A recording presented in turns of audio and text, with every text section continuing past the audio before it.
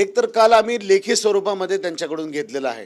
मंत्री महोदयांचं त्याच्यामध्ये नाव आहे, ट्रान्सपोर्ट सेक्रेटरी साहेबांचं नाव आहे, VCMD साहेबांचं आम्ही त्याचे मिनिट्स घेतलेले आहेत. सप्टेंबर पेड इन ऑक्टोबरमध्ये तो म्हणजे 42% तर वाढीव महागाई भत्ता 8% तर आम्हाला मिळणारच आहे.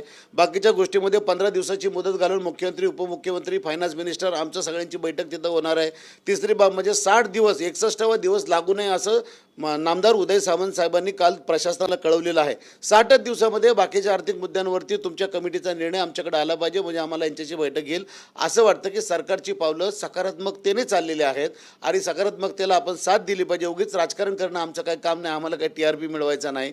तेव्हा सकारात्मक चालले, नाही झालं तर आंदोलनाचं हत्यार आमच्याकडे आहे, मग मोठं आंदोलन उभं करू, पण ती वेळ येऊ देऊ नये सरकारला, अशी विनंती आहे. मागच्या वेळी आंदोलनाचा चेहरा बनलेले काही नेते कालच्या बैठकीमध्ये किमान सरकारच्या बाजूनं तरी या सगळ्यामध्ये कामगारांच्या समस्या मांडण्यासाठी उपस्थित होते का? तशाबद्दलचा प्रश्न